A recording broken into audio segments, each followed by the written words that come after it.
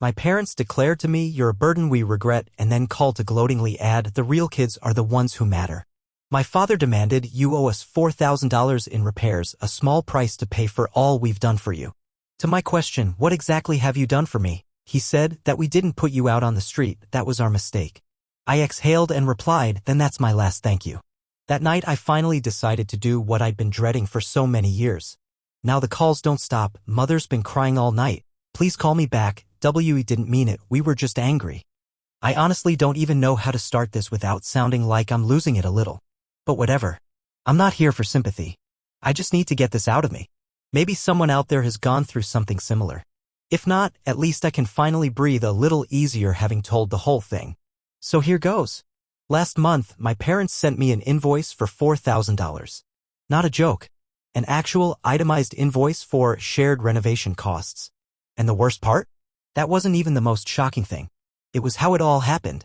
It started with a phone call from my dad. Just a regular Tuesday night. I had just gotten off work, reheated some leftovers, was about to queue up something mindless on Netflix when my phone buzzed. Dad flashing on the screen. I almost didn't answer. I don't talk to my parents much unless I have to, but something in me just picked up without thinking. "Hey, you got a minute?" he asked, in that no-nonsense, businessy tone he always uses when he's not mad but also not warm. "Yeah, what's up?" I replied, already bracing for some low-key judgment or weird request. And then he just launches into this monologue about how they finally finished the kitchen remodel. New cabinets, quartz countertops, tiled backsplash.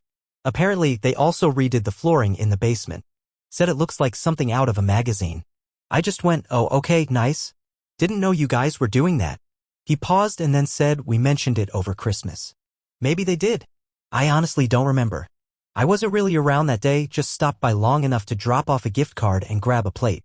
I don't stay long anymore. Anyway, he starts walking me through all the renovations. Tells me how the contractor ended up raising the price mid-project.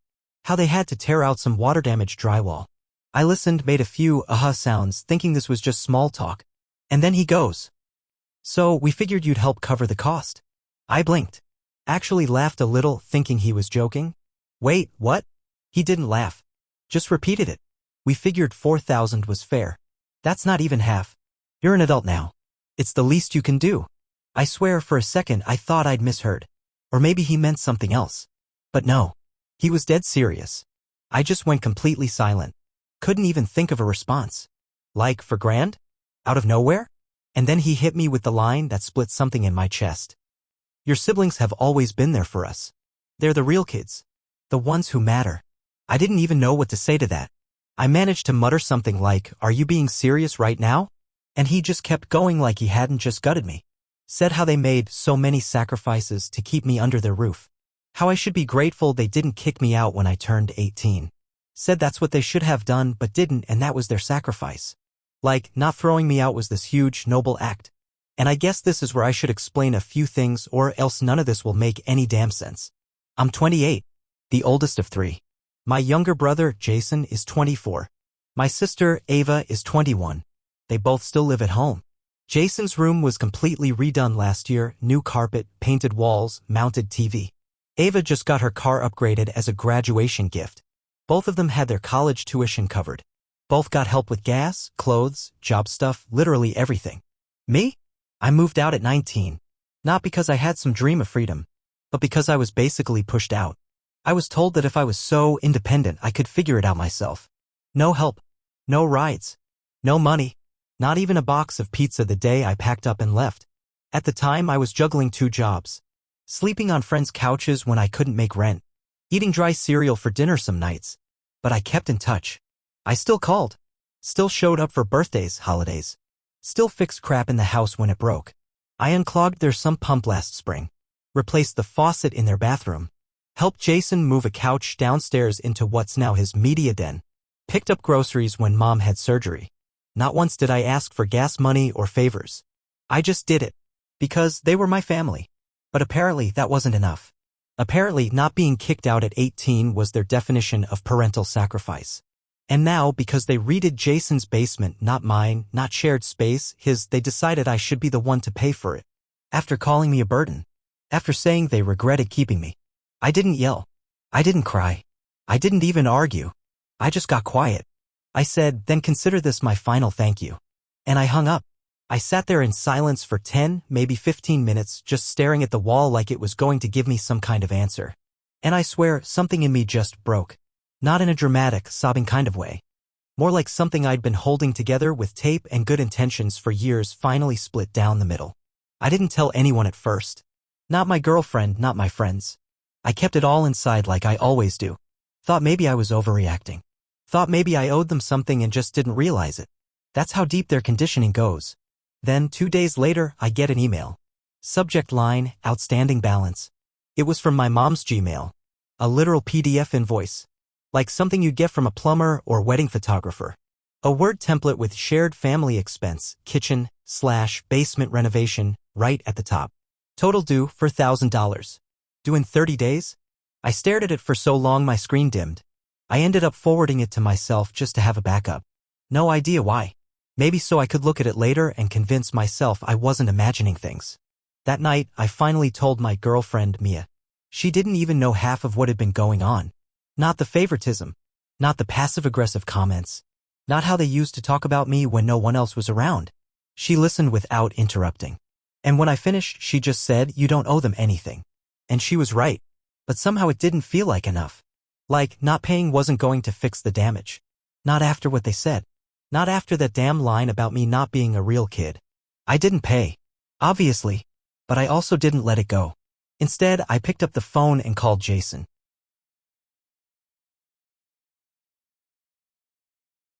So yeah, I called Jason. Not to yell at him or anything, I wasn't even sure what I was expecting. Maybe just some kind of reality check. Maybe I needed to hear it from someone else's mouth to make sure I wasn't losing it. He picked up on the second ring. Hey, what's up? Just wanted to ask you something, I said, trying to sound casual and failing. Did you know about the basement renovations? He paused. Yeah? I helped pick out the flooring. I nodded even though he couldn't see me. Did they say anything about you paying for it? He laughed like it was a dumb question. No. Dad said they were covering it as a gift. And there it was. No hesitation. No confusion. Just fact. Gift for him. Bill for me. I didn't even know how to respond to that. I just said cool. They sent me a $4,000 invoice.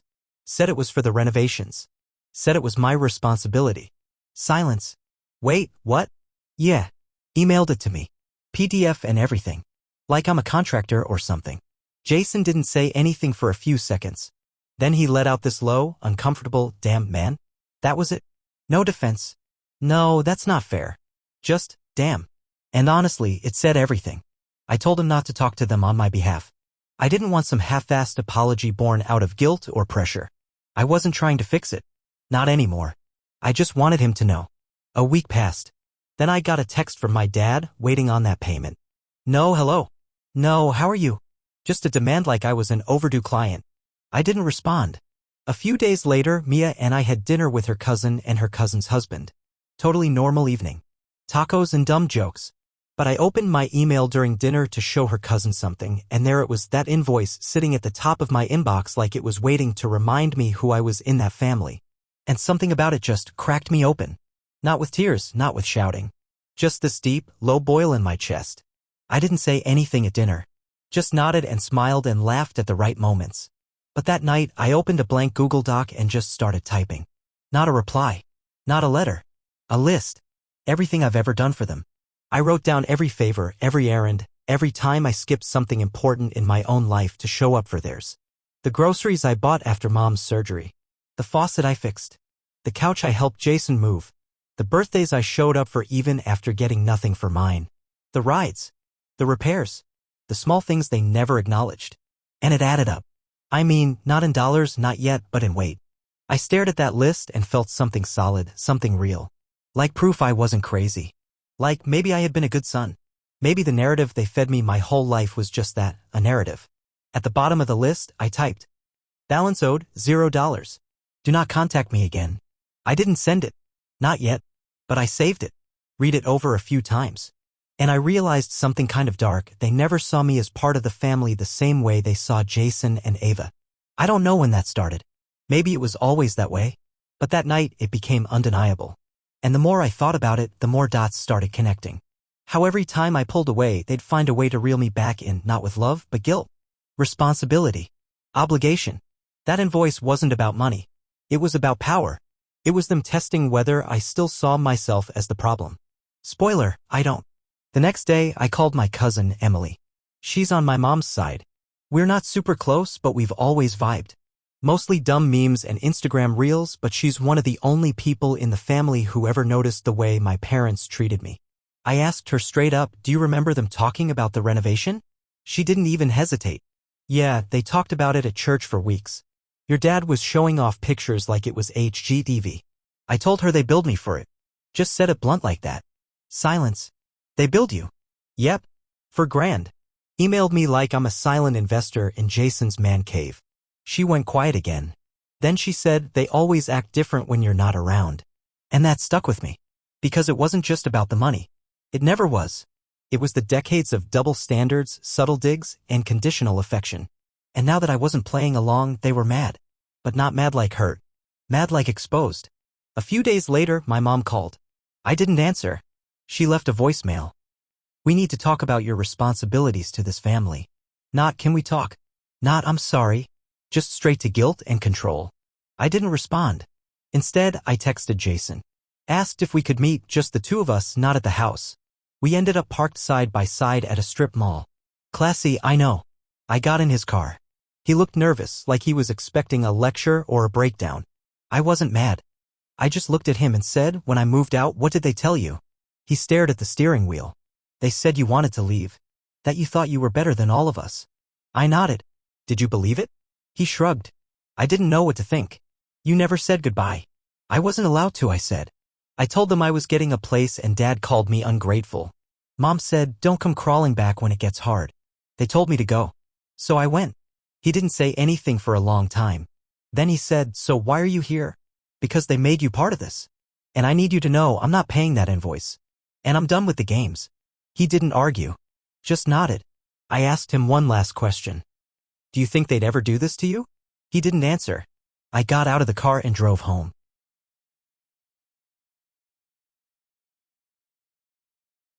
I didn't go home angry. I didn't scream in my car or punch the steering wheel like in some movie. I just drove. Windows down. Music off. My mind completely silent in the loudest way. That was the last time I talked to Jason. I didn't plan it that way. I didn't make some dramatic declaration like we're done. But it was one of those moments where something clicks like, oh, I get it now. And once it clicks, you can't unclick it. That night, I opened up that list again. The one I started after the invoice. I kept adding to it. Dates.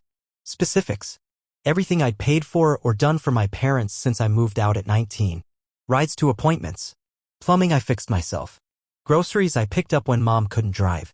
The laptop they gave to Jason that used to be mine. The birthday I spent alone while they posted photos from Ava's surprise party. I itemized everything. I didn't round. I didn't exaggerate. I pulled bank statements, old texts, even photos when I had them. I treated it like a project, like I was submitting a formal report. Because apparently that's what our relationship had become, a transaction.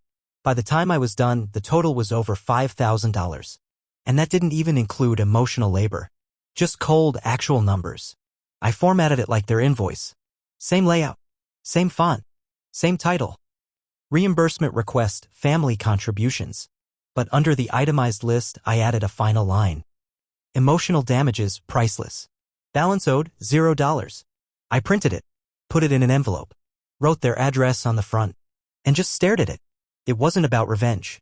It wasn't even about fairness. It was about finally being seen even if they didn't want to look. Before I dropped it in the mailbox, I sent a photo of it to my Aunt Mary. She's my dad's older sister. Thinks she's the family PR team. Super into appearances. Always the first to post Bible verses and family photos. She once made me retake a group picture because I had on a hoodie and not a button-up. All I wrote in the message was, "Not sure if you knew about this." She replied within the hour. Said she was shocked. That she'd speak to them immediately. I didn't reply. Then I remembered something. Years ago, Mom added me to this group chat for her church ladies' circle. I never said a word in there. They mostly send each other casserole recipes and prayer requests. But I was still technically in it. So I dropped the invoice in the chat. No explanation. Just, since this apparently involves me financially, figured I should share. Then I left the group.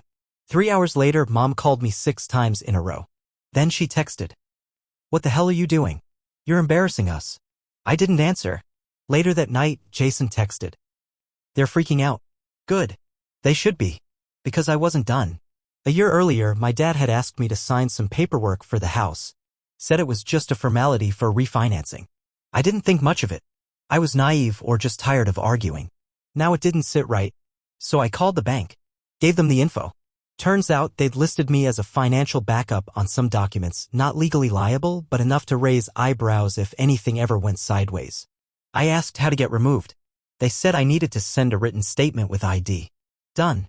I scanned everything that night and emailed it over. I also printed a copy and mailed it to my parents. No note. Just fax. Still no response. So I went one step further. I printed my invoice, the one with all my contributions, and mailed that too. Not through email. Actual envelope, actual postage. Slipped a sticky note inside that said, "You started this." No idea if they opened it. But a week later, I got a voicemail from Dad. "We need to discuss your behavior. Right?" Then Mom texted. "Your father is furious. This isn't how family solves things." Says the woman who emailed her child a $4,000 bill like I was an HVAC technician. Still, I didn't respond. That Saturday, my cousin Emily called. Said she was at a family get-together. Apparently, my mom tried to spin the whole thing like I'd lost it, called me unstable, said I was acting out. But when Emily asked what exactly I was upset about, my mom went quiet. Wouldn't say. Just kept using vague language like, "He's just being difficult." So Emily pulled out the invoice, the one I'd sent her earlier, and read it out loud. She said Aunt Rita slapped the table and said they really charged him for the damn basement. Apparently, my mom left the room. And that was the first time I felt the power shift. They had always controlled the narrative. Always made me look like the dramatic one. The selfish one. But now people were seeing the receipts, literally. And they couldn't explain them away. It wasn't some big revenge plan. It wasn't about destroying them. It was about truth. Holding up a mirror and saying, "Here. Look. This is what you did." And for once, I wasn't the one who looked bad.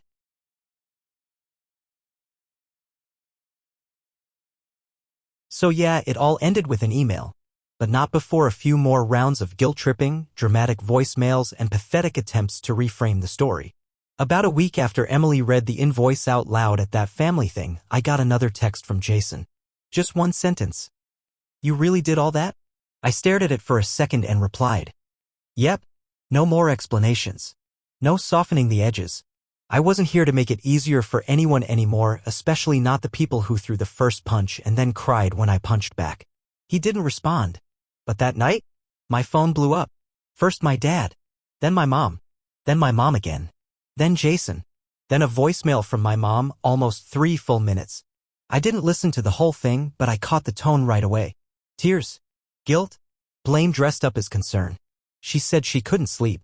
That I was tearing the family apart. That Dad wasn't himself anymore. That it felt like I was trying to ruin their lives. I deleted it halfway through. They always knew how to flip the script like that. Turn any confrontation into a sob story where they were the victims. And for years I played along. Felt bad. Questioned myself. Not this time. I opened my laptop and wrote one final email. No anger. No caps lock. Just facts. I laid everything out. That they billed me for something they framed as a gift to Jason. That they didn't ask, they demanded. That when I questioned it, they insulted me, called me a burden, and reminded me I was lucky they didn't throw me out. That this wasn't about money, it was about control. That I had no legal or moral obligation to them. Then I attached everything. The notarized statement revoking any financial tie to their house. The spreadsheet of everything I'd paid for or done since I left at 19. A copy of their invoice and mine. Side by side. And at the bottom of the email, I wrote, "Balance owed, $0. Please do not contact me again unless it's an apology." A real one. But I wasn't done. I blind copied a few people. Their pastor. The HOA board, their neighbor is treasurer. Aunt Rita. 2 cousins from each side of the family. Not to humiliate, but because for years they made sure everyone else thought I was the problem. I figured they'd appreciate the full picture now. I hit send at 11:56 p.m. I didn't stay up to see if anyone responded. I didn't refresh my inbox or reread what I wrote. I just closed the laptop, turned off my phone, and went to bed. And for the first time in maybe a decade, I actually slept. Not tossing and turning. Not running mental arguments in my head. Just deep, clean sleep. Next morning, I turned my phone on. 1 missed call from Dad. 3 texts from Mom. 1 from Jason. You didn't have to drag it out like this. That one made me laugh. First real laugh I'd had since this all started. Drag it out? They've been dragging it out since I was a teenager. Dragging it out every time they gave Jason and Ava things and made me feel guilty for even asking. Every time they forgot my birthday. Every time they dismissed something I was proud of or acted like my independence was betrayal. They dragged it out when they told me not throwing me out was some kind of gift. And then had the nerve to demand money, not just any money, but money for a space I hadn't even seen. I didn't drag anything. I ended it. Later that week, Emily texted me again. Said Rita told her the email caused a real stir. My parents skipped church that Sunday, which, if you know them, is a big deal. They never miss a chance to put on the good family face in public. She said, good for you. I replied, thanks. Since then, it's been pretty quiet. A few cousins liked my Facebook post. No one asked me to take it down. No one told me I went too far. Maybe they're just tired of pretending too. I haven't blocked my parents. Not because I want to hear from them, but because silence speaks louder than a block list. They've called a few times. Always late. Always multiple calls back to back like they're hoping to break me down with repetition. Mom left another voicemail last week. I didn't listen. Dad texted something about family doesn't air dirty laundry. I didn't reply. I'm not playing their game anymore. I know how this ends. They'll either rewrite the story, say I was unstable, overreacting, dramatic, or they'll pretend none of it ever happened. That's what they do. But either way, I'm not part of it. That door is closed. Locked. And I'm finally on the other side. I still have the list. The one I made all the things I did for them. It's not about holding on to resentment. It's about remembering that I was a good son. I gave. I showed up. I cared. And when it wasn't returned, I walked away. Not in rage. Not in revenge. But with clarity. And peace.